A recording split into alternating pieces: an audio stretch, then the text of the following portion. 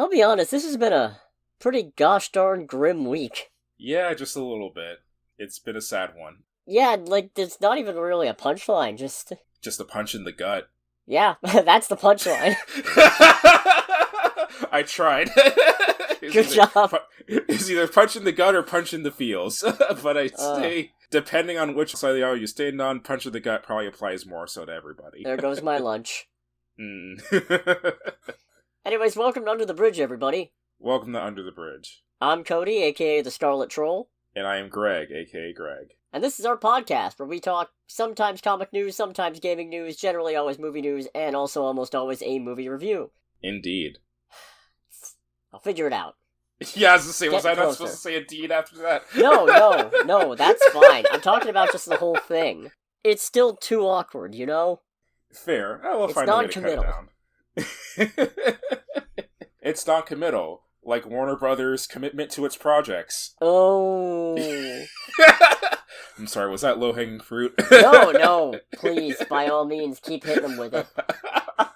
If there's a silver lining to this week, it's that, among the grim tidings I have, Warner Brothers writing off something else for taxes isn't on the list. Oh, well, that's good. It's not on the bingo card. That's good, at least. Enough with the silly stuff, though. Regrettably, we gotta kick this off by acknowledging the passing of the legendary Akira Toriyama. Indeed. The horrifically just out-of-nowhere passing, too. Right? Yeah. Okay, celebrity deaths don't usually shake me up that bad. I mean, you know, Chadwick Boseman was one because that was a big surprise. Mm-hmm. I'm struggling. I'm struggling to think of anything else that was just that level of I don't believe it until now. But this is one where, I'll be honest, I genuinely thought he was going to live forever. I could see it. I just figured we'd never read about him dying. It just still alive in my heart. Yeah, because I distinctly remember seeing or reading a thing, too, that he was, like, talking about another Dragon Ball project that he was really excited to start working on. Oh. Yeah, there was no indication of anything going wrong. So, yeah, it just caught everyone off guard. I'm not big into Dragon Ball. I've said on this show more than once I'm not big into Dragon Ball, but when I saw that, I was just like, wait, no, there's no way. Right? I know you talked about like how celebrity deaths don't really catch you off guard. For me, it's kind of on the level of when Ken Block passed away last year. Mm. And it's just the thing of like, what do you mean he's dead? Yeah. Ugh. Right, on the off chance that you don't know who Akira Toriyama is, he is a very well-known manga artist and character designer, probably most notable the world over as the creator of Dragon Ball, and therefore also Dragon Ball Z and Dragon Ball Super. And Dragon Ball GT. No. I think. Oh, he didn't do that one? He was not involved with GT, I don't think. Oh, okay, fair enough. You ever heard the GT theme song? No, but I think that's, again, pretty much because I'm not a big Dragon Ball person. I'll play it for you at some point. Anyways. Fair. He was also a character designer on video games, including Dragon Quest, which, yeah, you can tell. Yeah. Chrono Trigger, and also Blue Dragon. In a similar vein of not being big into Dragon Ball, but knowing of him, it goes without saying that this man's influence in terms of like pop culture and all that is insane. And the example that always pops in my head when thinking about that is the fact that in the 1980s, Honda, who were very big into Formula One at the time, actually had a partnership with him, and he made a Dragon Ball X Honda McLaren like crossover thing. Not an episode, but like a promotion for Honda when they were in F1 in the 80s. And I'm just like, alright, did not think that it reached that deep. Right? I admit it's a niche example, but it cannot be understated how huge this dude's art and his creations had an influence on like global pop culture as we knew it. Like, just anything in regards to art, manga culture, Japanese culture, well, yeah, I would say Japanese culture, and how it's consumed and how it's reciprocated. It would be very different if this man did not exist. Right? I mean, the Super Saiyan is pretty much like the archetypal transformation design, to the point where Super Sonic is basically a ripoff of it. Yeah. And just think, that only came about because he was tired of coloring in Goku's hair. Is that really it? Yep. When you're so lazy that you create a cultural icon. I think it's more when you create a cultural icon to do less work. Yeah. That's probably a better way of looking at it. I would very much say that's a man. better way of looking at it. That's funny, though. I genuinely did not know that. That is really good. Hmm. If there's one thing that's astounding about this, it's how it seems like pretty much all corners are stopping and going, oh shit. Yeah. It doesn't really matter where, it doesn't really matter who. Just, obviously not everybody, because that's hyperbole, but it seems like No.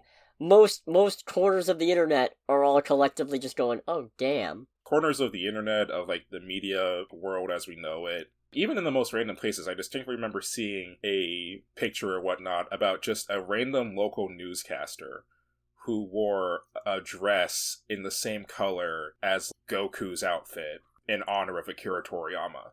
Aww. And it's just like, holy shit. Well, rest in peace. You will truly be missed, sir. You are... Oh, indeed. You're a genuine legend. Oh, 100%. And now I'm about to do the cringiest thing I think I've ever done on the internet, and that's saying something. I say that with the utmost love. Yeah, you've seen some of my older shit that's no longer public. But I'm about to, and those of you at home, feel free to join along. But in honor of Akira Toriyama, I'm going to shout something that has a lot of meaning to me, and historically has had a lot of meaning, because I was a really dumb, cringe child. Hell yeah. Kame! Hame! Ha!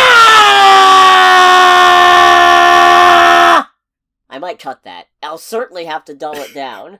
Yeah, because you cut out a little bit on my side on that, I'll be honest. I don't even have my Audacity pulled up. I'm afraid to look at the wall of sound that I just made. Anyways, that felt weirdly cathartic, and now I'm better. Yay. Not really, but... Well, there was an attempt. I do feel a little better. Oh, yeah, as I say, as long as some betterness is felt, then it is an accomplishment. Yeah, especially because I'm following it up with another grim piece of news. Mm-hmm. I really need some different synonyms, but I mean, just, that's...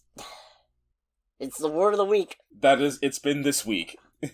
Rooster Teeth is now shutting down. Yes, indeed. Rooster Teeth is dead. Long live Rooster Teeth, I suppose.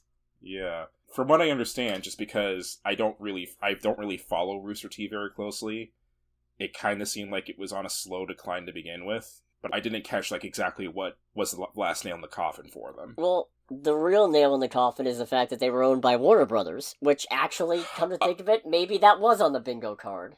Oh. Huh. Accidental bingo card. What do I win? Maybe... I guess it's not writing off a movie or show for tax purposes, but it is shutting down an entire sub-company. Yeah. You know what? I'm gonna count that. Never mind. We don't have a silver lining this week. It's just a lining instead. There's a light at the end of the tunnel. It's a train. It's the meme of, don't worry, no matter how dark it is, there's always a light at the end of the tunnel. The light at the end of the tunnel is Darth Vader with his lightsaber out. God, I love that. And then just the Warner Brothers logo is on Darth Vader's head. Congrats, Greg. I think you just gave us the short this week. Hell yeah. Oh god, man. I've been saying that a lot this week, by the way. I feel like I'm turning into Kite Man. Well, there's worse things to be. Fair. Anyways, the shutdown was announced at an all-hands meeting on Wednesday. This is going to result in the layoff of approximately 150 full-time employees, as well as other contractors and content creators. Apparently, Warner Brothers was already trying to sell off Rooster Teeth in its entirety, and nobody wanted to buy the whole thing. So... It sounds like instead they'll be selling the rights to certain content, like Red vs. Blue, Genlock, Ruby. Yeah, I was gonna say... Oh, what? No more Camp. Oh. Obviously, it's unfortunate, especially for the employees who worked at Rooster Teeth, but the thing I was definitely most curious about is what happens to their IPs. Because I know, even though it's not particularly well-liked anymore, from what I gather... I think it varies. I think we just kind of fell off. Yeah, but I know, like, Ruby and especially Red versus Blue, are, like, cornerstones of, like, internet YouTube culture. Oh, So, man. yeah, so it's like, alright, I'm more curious what's going to happen with these IPs later down the line. I still remember one of the first things I ever saw of Red vs. Blue was that bit where Kex was kicking everybody's ass. Protect me, Cone! Right. Aw. I mean, I feel like it's entirely too much to hope that when a studio, say, buys Ruby, they'll rehire that staff. But yeah, as much as I hate to see it, I mean, I could see them rehiring, like, the staff for the art, like the animation staff and all that. But I could also see them either getting their new people entirely, or just only keeping them and everyone else has got to go. Oh god, imagine getting Ruby and deciding to reboot it. I could see that happening, too. Oh, why did I even... Yeah, I could 100% see that happening. Rebooty. Rebooty. Ruby... I don't know, there was something else there. Which is probably what a reboot would be. Booty. As in ass. Booty, booty, booty, booty. Rocking everywhere. Yes. Good god, I think we're hanging out too much. Which is bad news for the podcast. Oh no. Don't worry, we're not going anywhere. Oh yes, indeed. You're stuck with us. Unless you, click away from the video, but don't do that! Don't do it. Like, Don't comment, touch that subscribe, dial. Please. Yes, that's a better plug. That's a better plug than the earlier one. I put that in there so I have more incentive to get rid of the earlier one. Fair. 3D chess. Mm. No, what an absolutely heartbreaking demonstration of just corporate greed, ultimately. Yeah, unfortunately. And it's the problem with getting big enough to be acquired by somebody else, because, like, that's what happens once something gets big enough to have shareholders. Mm-hmm. Yeah, it's just like, alright, now everything's done by... A lot more things are done by committee at that point. It's like, well, this isn't good for the bottom line, but people, like, really like this, and it's one of, like, the founding pieces of our company. Good. Cancel it. Yeah, great. Awesome. That's not helping these zeros get any bigger, though. Yeah, and obviously, I'm not saying that was Rooster Teeth's problem. I'm saying, the acquisition by Warner Brothers was the issue. And obviously, I don't know enough about corporate politics and what have you to know if it was avoidable or if it was anyone's fault. It's just like, yeah, that's the problem with all these big companies buying up all these things. Now everything is at the behest of some guys who have to answer to a bunch of assholes with money who don't have any idea what actually goes into this stuff. They just want to see a return on their investment. Which, I get the thought process of that, but at the same time, it kind of sucks when in that long-standing projects that have a lot of history behind them are just kind of deleted at that point, because it's not helping on that front. Right? It's like, sometimes you just gotta let them cook. You just gotta let them play chess. You just gotta... Yeah. You just gotta give it time to simmer. Yeah. And turn into a delicious stew of content. Yes. But alas, in this aspect. Yeah. I wish I could say this next bit turned it around, but no. At a conference in San Francisco. Bob Iger, chief of Disney. Yes. Talking about what they've been doing, more or less. And something he brought up was, you have to kill things you no longer believe in. And that's not easy in this business, because either you've gotten started, you have some sunk costs, or it's a relationship with either your employees or with the creative community. It's not an easy thing. I'm having to stop myself from saying so many terrible jokes right now. It's really patting himself on the back for being a... No, it's more so the thing of, like, you have to kill the things you don't believe in anymore. It just, like, opens the floodgates for just a lot of very, very not good for podcast jokes, so I'm just gonna keep that to myself. Oh, I'm going out swinging at God. Trust me. Anyways, he continued, it's not an easy thing, but you've got to make those tough calls. We've actually made those tough calls. We've not been that public about it, but we've killed a few projects already that we just didn't feel were strong enough. So he's literally saying the quiet part out loud. Yeah. Which is like, okay, I mean, I don't know why you wouldn't just say it's not happening, aside from... Because we're gonna find out it got canceled anyway once it doesn't come out. Yeah, exactly. As I say, like, has he said, like, what they are or any reasons or anything like that? Not a one. The only reason I can think of is maybe he just doesn't want concentrated fan efforts of trying to save stuff, because then that makes them look even worse. Yeah, we want to put any money on, as much as I don't want it, one of those projects being like the biblical Star Wars movie. I was actually kind of looking forward to that one. I mean, obviously it's not confirmed, and I hope that it's still happening, because it sounds amazing, but I could see that being one of the ones put on the chopping block right away. Yeah. I don't mean to raise a panic, but has anybody checked on Armor Wars lately? I don't even know what that is. That was supposed to be... It started off as a Disney Plus series, and it was supposed to be about Rhodey trying to figure out what to do when Tony's tech starts falling into the wrong hands, and then it was going to get turned into a movie, and then we didn't hear a thing about it. Right. Oh. Yeah, if I were a betting man, I'd say maybe Armor Wars, maybe Vision Quest. I don't think that started filming. Mm-hmm. Because they were supposed to do a spin-off about the Vision who flew off at the end of WandaVision. Oh, okay, fair. Huh, that's... Not encouraging. No, it really stinks to go, yeah, we've already started, we've gotten the hype machine rolling on the... Oh, never mind. It's like, don't matter no more. It. Yeah. I mean, Armor Wars probably would have been a great idea, 2-3 years ago. Right. But, hey, who knows? Maybe it's stuff we didn't even really know was coming yet. That would be nice. Yeah. Not ideal, but still better. Nah. No. Oh, he also had another comment about, franchise fatigue. Oh, boy. And I have no idea what the hell he's saying here. Okay. Because he says, a lot of people think it's audience fatigue. It's not audience fatigue. They want great films, and if you build it great, they will come, and there are countless examples of that. Some are ours, and some are others. Oppenheimer's a perfect example of that. Just a fantastic film.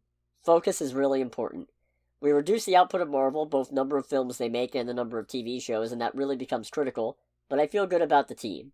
So that was a whole lot of nothing. That was a word salad if ever I've heard one. It's like, yeah, you just gotta make a good movie. Look at Oppenheimer. What?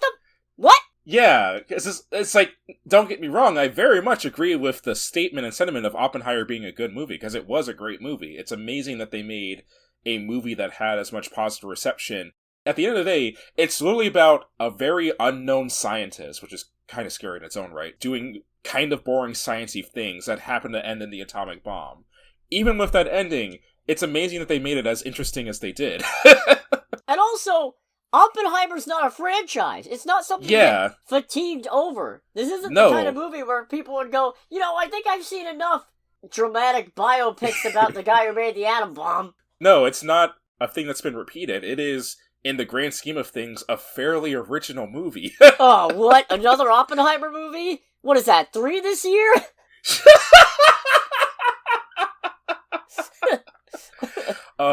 Who? No, I don't want to wish this into existence, so I'm going to keep my mouth shut. And also, what does that mean for movies where... It's not... Obviously, he's trying to make it sound confident, but it's like, you, me, and everybody else knows there's more to it than just the movie being good. You gotta market it. Yeah. You gotta market it, it's not just about marketing it, it's about marketing it in a way that communicates what it is, but also gets audiences to see it.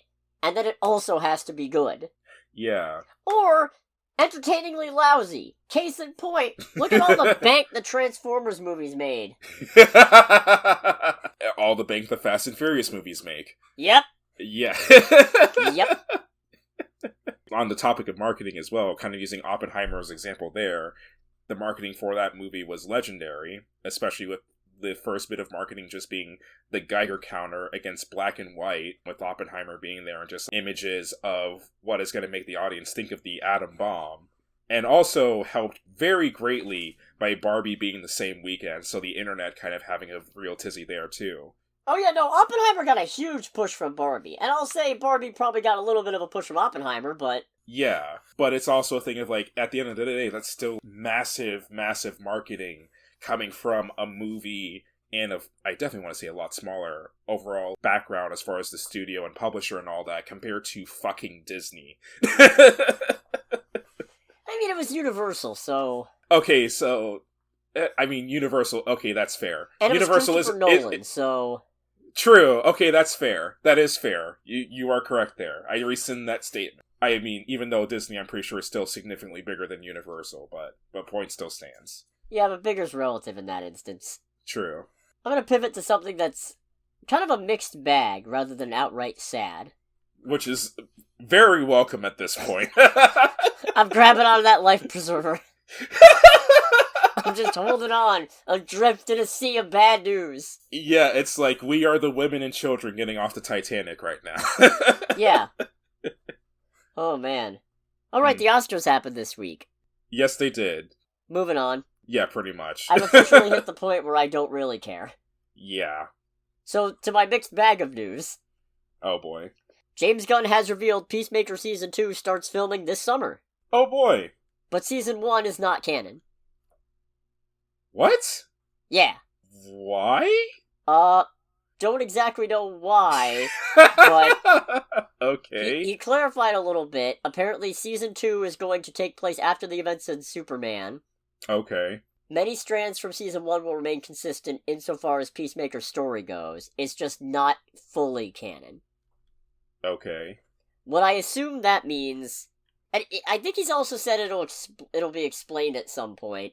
I think it'd be really funny if the universe somehow changed and only Peacemaker remembers it. Huh. That would be something. Because that was Psycho Pirate post-Crisis on Infinite Earths, but it was originally supposed to be Peacemaker. Anyways, what I think it is probably it's just a case of not wanting to be beholden to what happened in the Suicide Squad, because that means being beholden to what happened in Suicide Squad, and also the Justice League was in the end of Peacemaker Season 1, but they're not the Justice League anymore. So, kind of a soft reboot, I'd assume.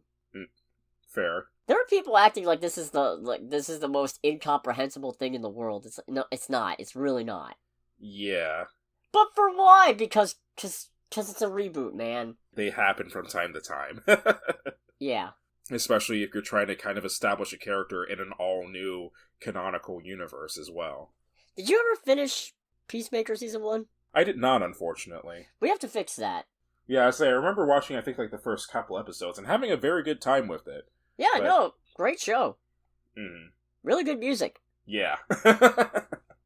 And also, it was astounding, because once the Suicide Squad was over, and they said, yeah, Peacemaker show, I went, really? Out of all those characters. You could have done a Polka Dot Man prequel. Oh, I feel like that would have just been really sad, though. But Peacemaker. Really. Yeah. But, man, that show proved me wrong. It's like, okay, yep, he saw it. Yep. I should have expected more from the guy who made Guardians of the Galaxy. I don't know what I was thinking, honestly. Right. Oh, you know what the actual really good thing about this is, though? Hmm. If Peacemaker Season 1 isn't fully canon, that means that the Suicide Squad isn't fully canon, and that means that Polka Dot Man, Captain Boomerang, and Rick Flag could still be alive in the new DCU.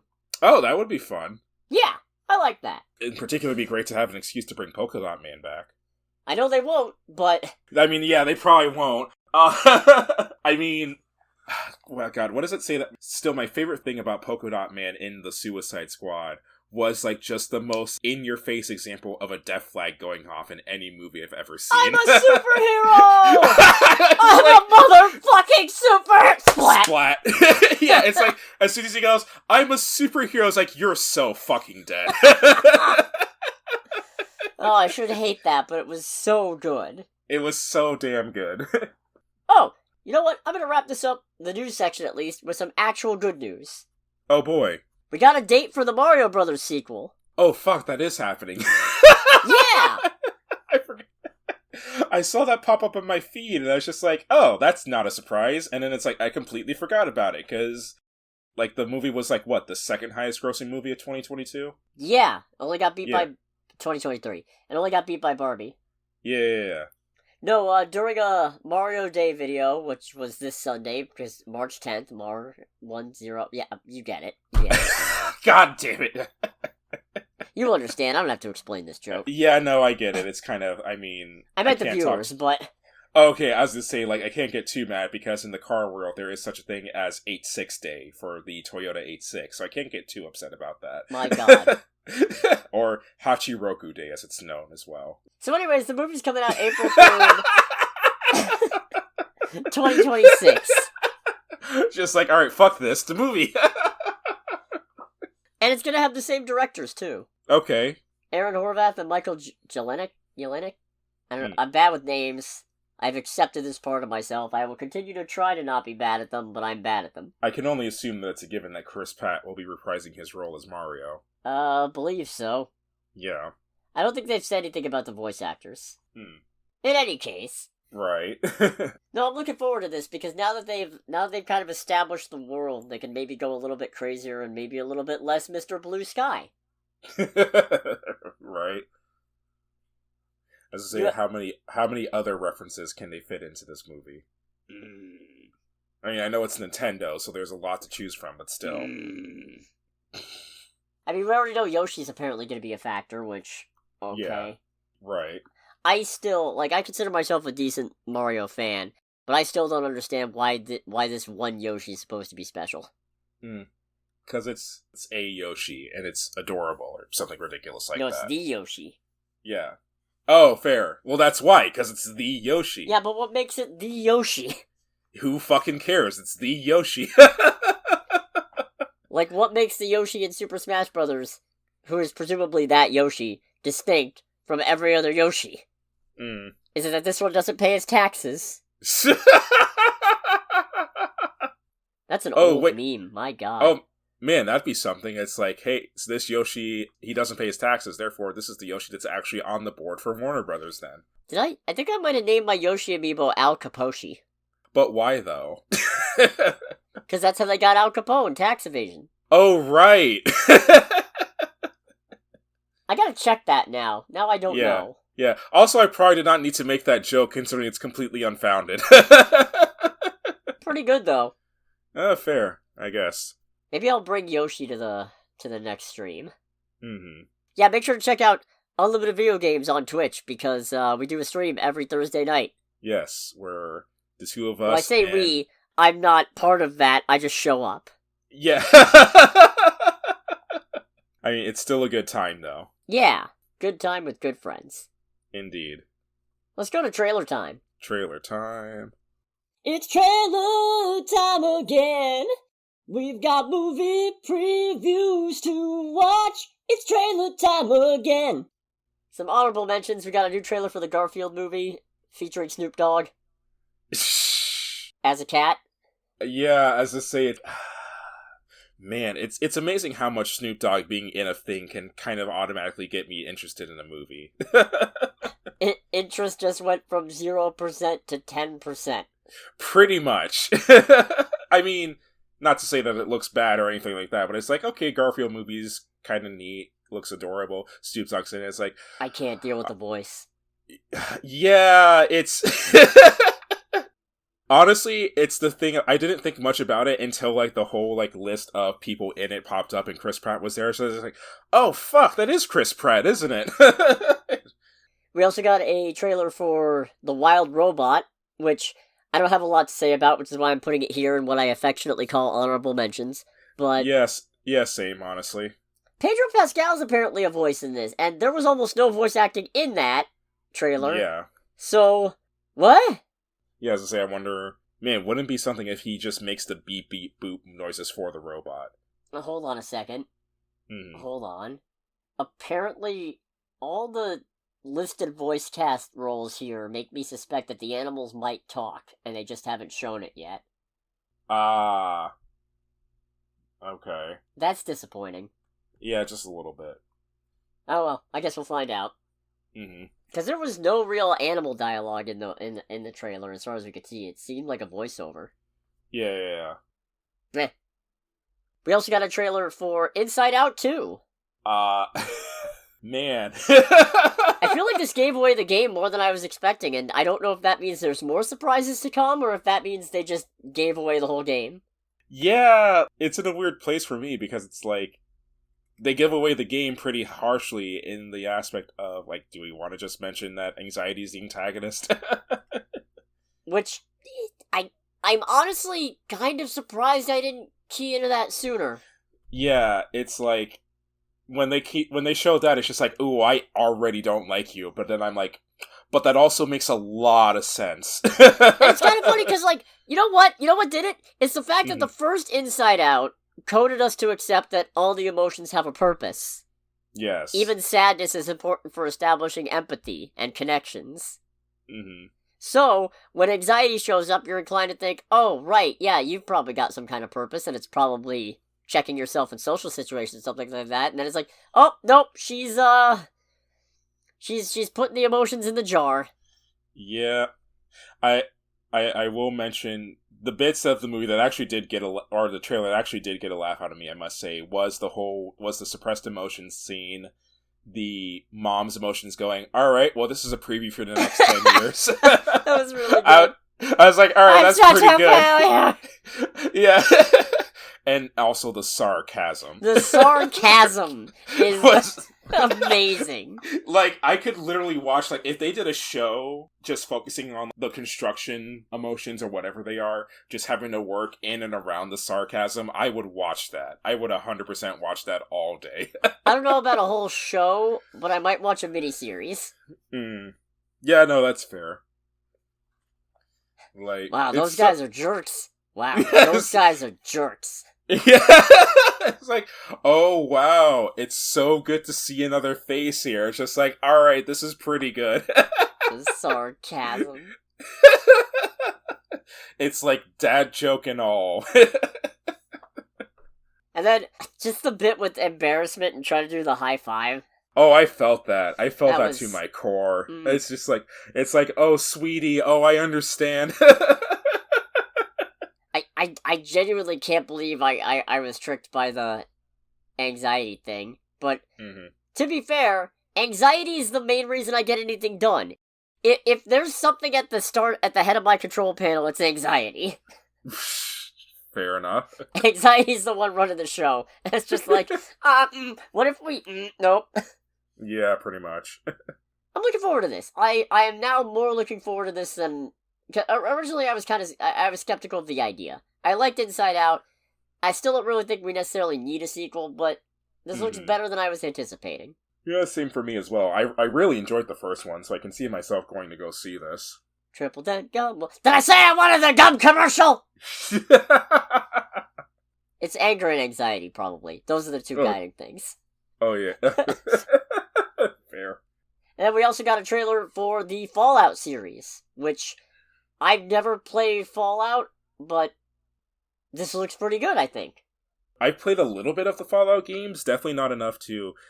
Fallout is one of those series where I recognize they're good games, but I haven't played enough of them to have my own opinion, but I also know enough about them to go, to get really good and to really get to the nitty-gritty of Fallout requires time that I do not have available to put into the games. That being said, the show looks pretty fucking baller. Whoever was in charge of the costumes, the set design, and the general aesthetics, I have a feeling they know what they're doing. Definitely that aspect has been done up by people who are familiar with the games. Yeah, if you're a fan of Fallout and there's something that's not right with this, let us know in the comments, because I'm genuinely curious. I just know it looks like a fun series. Especially like the bit where she shoots the guy with the dart and he goes, that is a very small drop in a very large bucket of drugs. Yeah, it's just like, the dark humor in this is pretty good, between that and the girl going like, do you know what's happened in the last 200 years? And then the store clerker's like, oh, you're a vault dweller. It's like, yeah, I am. Just starts laughing at her. It's like, I thought all you dipshits died. It's like, oh no.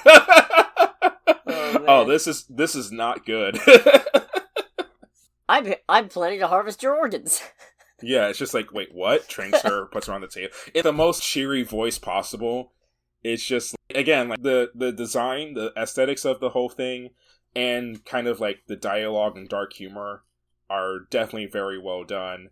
Capped off by the end when the girl just like comes out covered in blood. He's like, all right, come over here, killer. It's just like, oh, fuck me. Oh, man. Oh, wait, Kyle MacLachlan's in this? Hell yeah. All right. He's Sky's dad in Agents of S.H.I.E.L.D. Ah, right. Okay. Also Dale Cooper in Twin Peaks, which I need to finish watching, now that I've started it. Right. I might have to go back and restart it, though. It's been a minute. Dang. Oh, well, it was good. I don't care. So no, this has gone from I didn't care in the slightest to I'm probably going to watch this. Yeah, no. The unfortunate thing is the fact that it's... I mean, I don't know. I know I've very much always sung the praises of releasing everything at the same time, But they are releasing all of these episodes on April 11th. Oh. And with how in-depth Fallout can get, if they're going to do it justice, that sounds like a lot. Guess we'll find out. Indeed. Then there's a couple trailers for films that are going to be debuting on Shudder later in the year, assuming they don't get... I don't know how big their theatrical releases are supposed to be. Yeah, like, both of these are getting theatrical releases, but it seems like, at least for one of them, it's the thing of, like, theatrical release then immediately being put on Shudder. Better come to us, because I want to see these on the big screen. The first one is Late Night with the Devil. This looks really good. I can't fucking wait! Yeah, and again, I say that, I want to very much emphasize, especially if you're new to the show, I am normally very cautious when it comes to horror movies. Like, horror is not really my thing. A lot of times, if I do so, while I usually end up enjoying it, the ones I go see are usually done out of reluctance. This looks genuinely pretty interesting. Just what am I bumping off my top ranked list? Yeah. My most anticipated. Yeah, like, just the idea of this late night talk show host, who, from what I can tell, is a generally very successful talk show host, going like, I need to figure out more things to keep myself up in the ratings. It's like, let's have a live on broadcast conversation with Satan himself. And then just chaos ensues. You know what? Immaculate's getting replaced. Oh, yeah. No, I feel like that's a fair trade. Yeah. No, it's just... Alright. Late Night with the Devil. It's going on the list. Right. No, this just... I like analog horror a lot, which this kind of is. Mm-hmm. I don't think I've ever heard that term before. But do I want to see it more or less than I saw the TV? I like how, like, my top 4 on this are all horror movies. Yeah. I mean, to be honest, that's part of the reason I mentioned it to you as well, because it's a thing as well of, like, this literally, like, I didn't seek this out. This showed up on my feed, and I was just like, what the hell is this? I guess it's not quite analog horror, because it's not consistently low quality. Mm-hmm. But there's some elements. Right. There's some elements of, yeah, this is from the 70s. Mm-hmm. No, just... And hey, it's Dave Malkin. Yes. The Polka Dot Man lives, unless he's in hell. Also known as Kurt. Yeah. No, this is amazing, and just, this is the one that I hope gets a release the most. Oh, yeah. Near us. Yes, yeah, same, honestly. Because this just tickles all my buttons. Mm-hmm. I'm mixing up my metaphors here, but... I think everyone knows what you mean, regardless. Yeah, I hope so. And then we also got a trailer for The Arcadian, starring Nicolas Cage. Yeah, which... So, like, this is definitely, of the two, I would definitely see the least interesting, but it is just a thing of Nicolas Cage being in a post-apocalyptic, or, like, near-apocalyptic horror action movie. It's just like, this is a weird, strange combination of things, and I'm kind of into it a little bit. I'll level with you, it sold me just for Nicolas Cage going, "Are we not men?" and then just stabbing a knife through the table.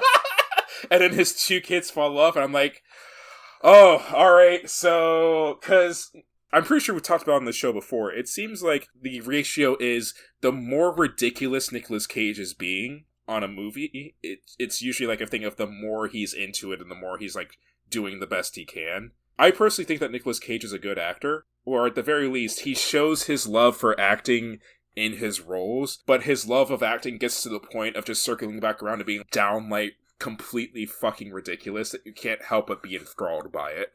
Yeah. In the same bit where he just goes, "Are we not men?" Slams fork in the table. It's just like, damn it, I'm into this now. Yep, like, okay, you sold me. Yeah, because, like, this is just so fucking stupid, but it's the most Nicolas Cage thing imaginable. I'm not... Post-apocalyptic horror isn't necessarily my favorite subgenre. Mm-hmm. And I think, more than some other subgenres, it runs the risk of being a little samey. But... Fair. I'm still looking forward to this. Oh, yeah. Let's get into box office. Oh, boy.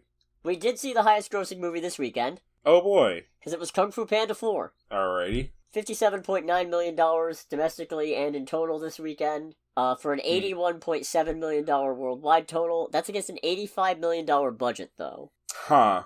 So we'll see. It really needs to have legs if it's going to keep going. Yeah, 100%. I don't know how many other family-oriented movies there are coming out Mm-hmm. recently. I know Ghostbusters is in a couple weeks. Oh yeah, that is in a couple weeks, isn't it? But I don't think it's quite as family with kids skewing necessarily. Yeah, I would agree with that. But then again, it's, I guess, a little more kid-oriented now than Ghostbusters originally was. Mm-hmm. I don't know. This is why I don't bet on this stuff. Fair. Anyways, yeah, we saw Kung Fu Panda 4. Yeah, it was... Go ahead. The least good of all of them. I would agree with that statement. It's not terrible, but it's also... Not good. I'm trying to temper my expectations because it's not that it's a bad movie in the sense of it's... Like I said, it's not terrible. It's just... Mm-hmm. The other Kung Fu Panda movies, even 3, felt like they had that something, that little extra spark. There was a certain artistic touch and obvious care that went into those that I don't think is here. If I had to most accurately sum up my feelings, and I'm probably being a little harsh by saying this feels like the highest quality direct-to-streaming sequel you'd expect. No, I'd be inclined to agree with that. I feel like for me personally, because I grew up with this kind of stuff a lot more, it feels like a movie that... Because, again, I want to emphasize, it's not a bad movie by any means, but it's...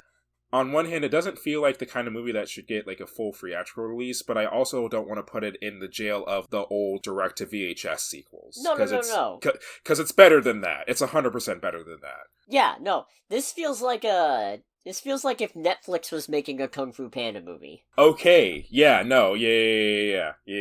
No, I am 100% behind that statement. Because there's just something missing. Mm-hmm.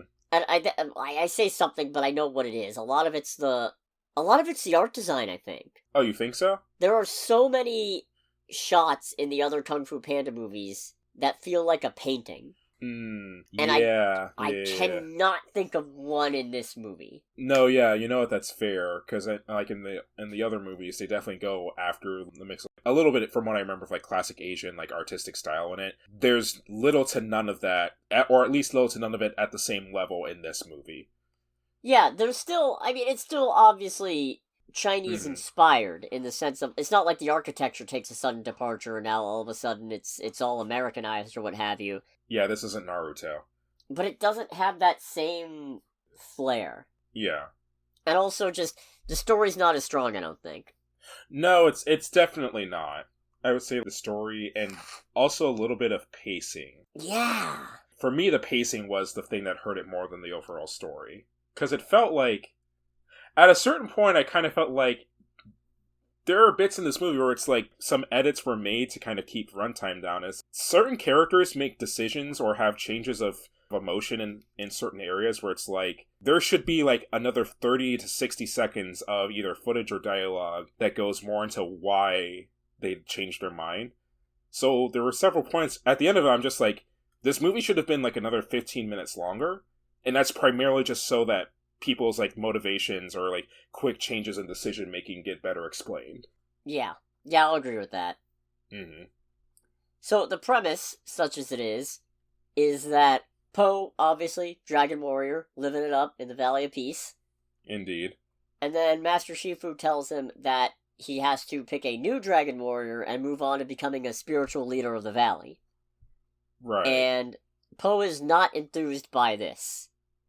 Because he doesn't think that he's fit to do that, and also because he doesn't want to stop being the Dragon Warrior. Yeah. And in the process of trying to pick a successor, he also encounters a bandit named Zen. I want to say Zen. I'm bad with names. I've said it before, I'll say it again. Yeah, same. She's played by Awkwafina. Mm-hmm. I think this is one of the better Awkwafinas, I think. Oh, you think so? Yeah, this is one where I think she does a good job in it. Especially considering the character is really undercut by that pacing and writing that you were talking about. Fair. So, she's trying to steal stuff from the Jade Palace, and then she gets arrested, but then she warns Po. Actually, Po gets word of Tai Lung being back, allegedly. Right. And he ends up finding out from Zen, from Aquafina, that apparently this is the work of a shape-shifting sorceress known as the Chameleon. Mm-hmm. And needing her help, Poe decides to bring Zen with him to Juniper City to thwart whatever the Chameleon is planning. Oh, you know something I just realized as well? Yeah? And by realize I meant I literally just looked it up. Guess who plays the Chameleon? Viola Davis? Yes. That was one where I was just like, how did I miss that? I didn't notice either until the end credits. Hmm. But wow, she also does good. Oh yeah, she does good in this as well. Especially for, again, a character that's kind of underwritten and not given quite enough to work with. Yeah. So, the Chameleon's plan is to, is it a spoiler? I don't think it's a spoiler. I mean, was it shown or talked about in the trailers? Yeah, it was. So yeah, no. Okay, yeah, so it's fine. She wants to steal the abilities of every Kung Fu master villain, including bringing some back from the spirit realm, primarily Tai Lung. Right. And, yeah, no, that's the plan, because reasons. Reasons indeed. No, it's just, the Furious Five's barely in this movie, and they were written out in a pretty cynical way. Yeah, just a little bit. Well, okay, the way they were written out wasn't cynical, but they go the extra mile lampshading their absence, where it feels like, you really thought, huh? Yeah, it's like, that's a little gross. They're just because they're not here in person doesn't mean they're not here as cardboard cutouts. Do you want to transition into spoilers then? Unless there's anything else like lightweight you want to talk about, because I don't have anything really. You know what? I'll give the movie this. The action is still good. Oh, the action's done very well, yeah. It loses something without that extra level of artistic detail, but the action is still very solid. I was very pleasantly surprised considering some of the other aspects of the film. Right. There's also a subplot about Poe's dads, Mr. Ping and Li Shan, played by James Hong and Bryan Cranston, being afraid that Poe might not be able to handle things this time and going off to try and help him. That's decently funny. Yeah, you know what? It's funny. I don't know if it's just because it's been a while since I've seen this kind of thing, but it's a thing of when that started, I was just like, man, I feel like it's been a while since I've seen a movie in theaters that has an entire B-plot to it as well. I don't think it's the first time in a while. I think it might be one of the more obvious B-plots. That's fair. I think it's one of the more... There's clearly two separate things going on here. And they don't necessarily interweave that well. Right. Also, the music is weird, because in some ways, there's some really good music in here, but it doesn't feel the same. It's that direct-to-video sequel vibe. It's a direct-to-streaming, where it's like... Yeah. It feels like a different studio is maybe doing this. And they've got a different approach. That's a good way to put it. You know what? It's an anime... where the fourth season got taken over by a completely different studio. That's the best way to put it. So it's High School DxD. Ooh. Ooh. And by the way, I just want to make clear, no, I never thought I would ever get in a place in my life where I'm comparing High School fucking DxD to a children's to a children's television or children's like animated movie. I don't know, I feel like High School DxD... Wow, I'm really outing myself here, aren't I? I mean, I outed myself earlier, dog. I feel like High School DxD was more of a lateral move. That's fair. The overall package isn't necessarily better or worse, just different.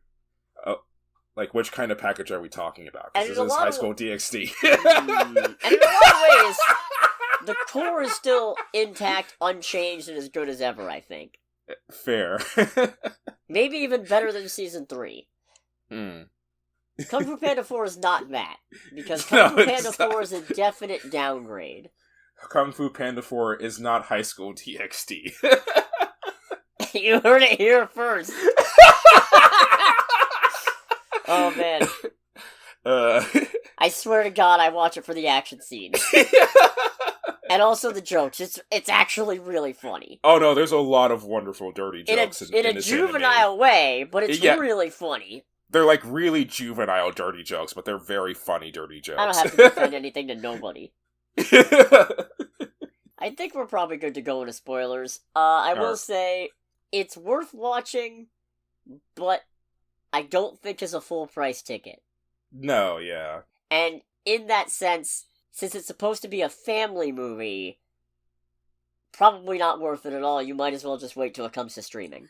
Yeah, as I say, if I had like kids and all, this probably would be one. It's like, I don't think we need to go to the theater to experience this. No, I'd just be like, hey kids, you want to watch the other 3 Kung Fu Pandas while we wait for this one to come to streaming? And they'd be like, no, let's watch something good. And I'd be like, listen here, you little shit. So if you don't want to get spoiled on the finer details of Kung Fu Panda 4, make sure to click away in 3, 2, 1. So I don't know that I've ever found the Kung Fu Panda movies particularly gut-bustingly funny. Right. I mean, they're definitely funny. Oh yeah, 100%. But I don't honestly know how much any of them actually get laughs out of me as much as me just acknowledging, yeah, that is funny. But I'll give the Kung Fu Panda 4 this. The bit where the bull cops are chasing Po and Jen through the city, and then they run through a china shop, and they just carefully go through and nothing breaks, is probably the funniest fucking shit I've seen in a while. Yeah, no, it's like, oh man, the bull's not charging through the china shop. Funniest shit I've ever seen. It's weird how well that joke worked. Yeah.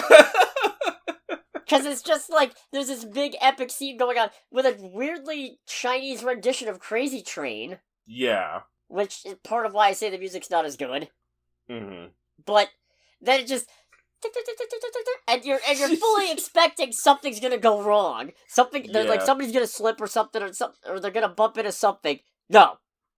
They just did the bull in the china shop joke, only nothing gets broken. I love it. Yeah, no, that was very good. It's like, oh, that is a very good show not tell type of joke. Yeah, okay, so I'm gonna get more into this because there was an interview done with the co-director, Stephanie Mostein, who I'll get into it in a bit, but the Five's absence is really felt, and honestly, it's even worse that they come back in the end, but they don't say anything. Yeah.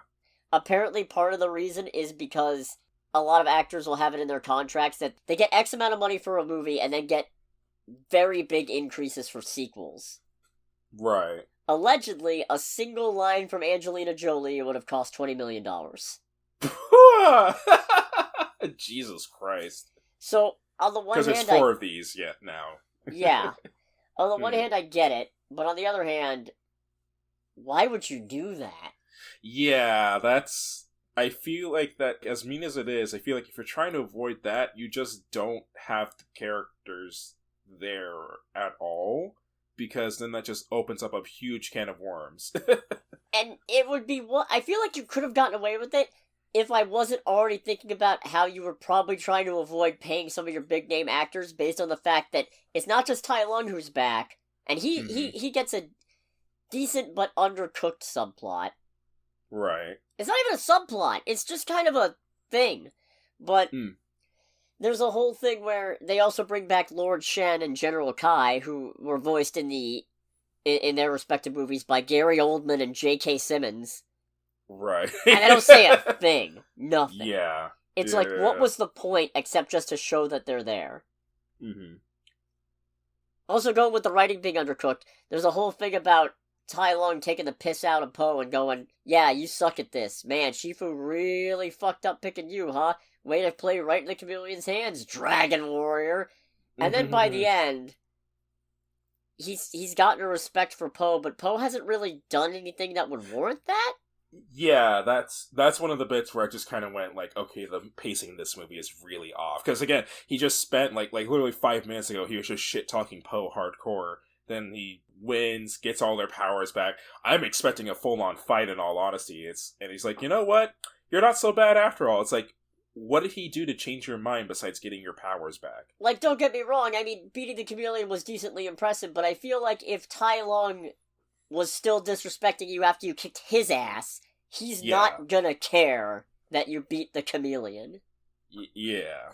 And honestly, you didn't really fully beat the chameleon. You had help from Aquafina. Mm-hmm. I mean, you could have done.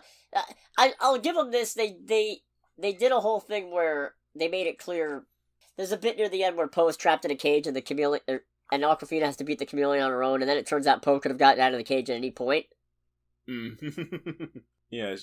I don't feel like it's not always necessary to do something like that, but I feel like for something like this, especially when Aquafina gets picked to be the next Dragon Warrior, it is a nice bit of respect to Poe, who can kind of be the butt of the joke sometimes. Right. With that whole bit as well, the place that my brain went when he goes like, "Oh, you could have gotten out the whole time." It's like it would have been really bad if she did not do well in that fight. Well, then he probably would have busted out. Fair. But I'm okay with the idea of Aquafina being the Dragon Warrior, because it seems like there was a running thing leading up to this movie of people going, "Oh, what? Why can't it be? Why would it be Tigress? Well, why wasn't it Tigress the first time?" Yeah, honestly, because I feel like she would have been the obvious point. Yeah, if it was ever going to be Tigress, the first Kung Fu Panda wouldn't have happened. Yeah. The whole point was that Poe on paper does not seem suited to this, and he ends up being really great at it. Hmm. So it makes sense that he'd pick somebody who doesn't necessarily have that natural affinity or sterling background in Kung Fu, because that's how he got it. Yeah. He got it by Oogway making a weird pick, so he was like, yeah, I'm gonna do that too, because I sense it. Yeah. Yeah. I'm cool with that. Mm-hmm. The Pelican was good. Oh, yeah. Right, Mom? It's just like, I'm sorry, what? That was really good.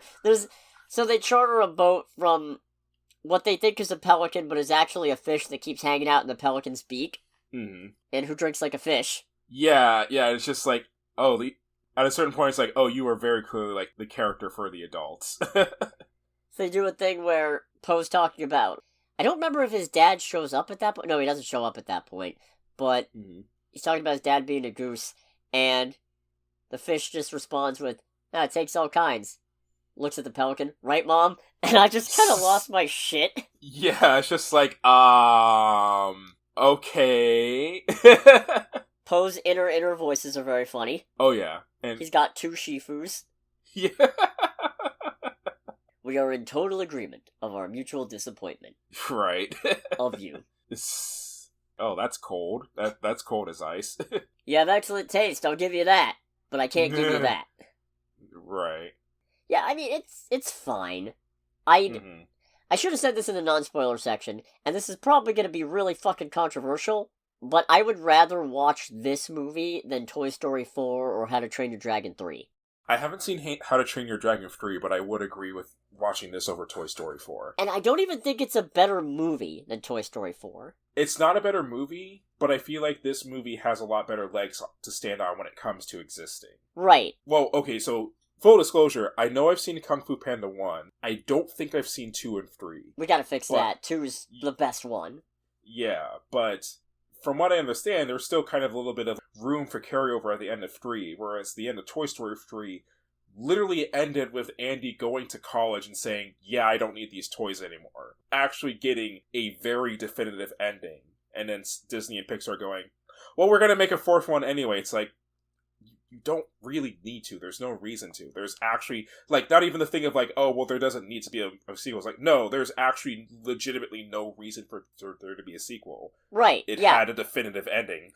It's the thing of, Toy Story 3 was such a high note to end on, and Toy Story 4 didn't do a good enough job justifying the need for its own existence beyond Disney wanting to make another one and make more money. Yeah. Kung Fu Panda 4 is a worse movie than Toy Story 4, and part of it's because the emotional peak ending of Kung Fu Panda 3 wasn't as high. But it feels like Kung Fu Panda 4 did a better job justifying its existence. Yeah, I would agree to that. Same with How to Train Your Dragon 3, which completely undermined the premise of the previous 2 fucking movies. I'll never get over how much I hate How to Train Your Dragon 3. Fair. I despise it. How fucking Dare you? You made a whole trilogy about coexisting with dragons and about the need to adapt and grow together, and then at the end you just go, "No, we don't deserve dragons, actually. Back to the hole with you." Jesus Christ. Fucking bizarre.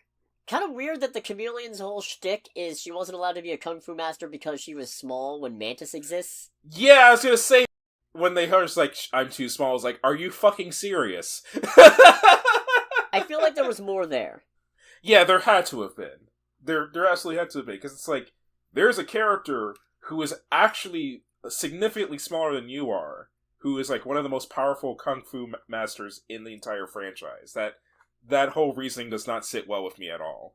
Nah. I already feel like I'm running out of things. So I'm gonna go into this interview with co-director Stephanie Mostein, who shed some light on some things. Oh boy. Part of the reason the pacing is probably off is because the studio mandated that shorter 90-minute runtime, both to maximize profits and because they thought kids wouldn't watch a longer film. I mean, I don't think I agree with that. Because kids are horrifically, like, we were made very aware of it when we saw it in the theater. Kids are very receptive to, like, the characters that they like and could probably sit there and watch them do fun things for hours. Yeah. You make it a good movie, they'll sit through it. Yeah, 100%. There was something really funny about having the kids laugh at most of the obvious jokes, and then us dying at the bulls in the china shop. And right, Mom. Yeah, it's like we are. It's like, does that mean we're cultured now? I think it just means we're older children. You know what? That's fair. I can agree with that statement. So here's a bizarre one. Mm-hmm. Early in, this was going to be a live-action animation hybrid and have people in it. Ooh, I'm glad they didn't do that. And they'd have come from, and I don't have the official pronunciation, I'm just going to assume based on the punctuation here, Human City. Pooh-Man City? Human City. Okay. As in human, but there's a hyphen between. Oh, okay. I'm glad they didn't do that. And at least one version was going to have Poe stuck in a box for 20 minutes. Okay. Crazy. Yeah. Lord Shen, General Kai, and the Furious Five were very last-minute additions. Huh. Which makes sense, because, like, okay, I know I complained about Tai Lung, but Shen had even less reason where he was going to bow down in acknowledgement of Poe. And I'm not going to tell you why, because apparently you haven't seen Kung Fu Panda 2.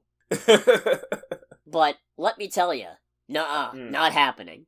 Yeah, okay, yeah, it would have been a thing of, like, not in a million years would he bow down to him. No, and also I'm pretty sure Kai should be deader than dead. He was blown up in the spirit realm. I don't think... Nice. I think it's double dead. He's in double hell. Future spin-offs are uncertain at this time. Dreamworks has dissolved a lot of its TV division. Huh. Okay. The other director, Mike Mitchell, despite being responsible for the more comedic tone and less in line with the vibe of the previous Kung Fu Pandas. Right. Apparently he was very vocal about wanting a Furious 5 spin-off. I can get behind that. Yeah, I'd watch that, if you get the actors. Yeah, exactly. And the co-director who gave this interview wanted Tai Lung to be slightly more involved, or at least, basically, Shifu was going to get kidnapped by the chameleon, and would actually be present for some of the scenes with Tai Lung, which is, should have had that. Yeah, 100%. It might have gone a longer way towards having Tai Lung's weird acceptance of Poe. Mean more. Yeah, because wow, that did not work. Yeah, no, it did not. At that moment, I was just, there's no fucking way. Yeah. Yeah, I mean, I'd still watch a fifth one, but I would really hope that if there is a fifth one, it's more in line with the originals. Right. And I mean, there's plenty of places you can go now that you've got Poe trying to mentor this new Dragon Warrior. So there's a lot you could do with it. There's a lot of potential there. Especially if you got the 5 back for this one. That'd be neat. Yeah, Kung Fu Panda 5 featuring the Furious 5. I feel like we really skipped over a lot of this, but to be fair... Yeah, I mean... So did the movie! Yeah, as I say, there's not a lot that I can really think of or remember to talk about. So I think that about wraps this up. Mm-hmm. Next week, there's a few different options, but I think practically speaking, there's two options. Because one option is Arthur the King, which I refuse to watch. Yeah, I'm not that into that one.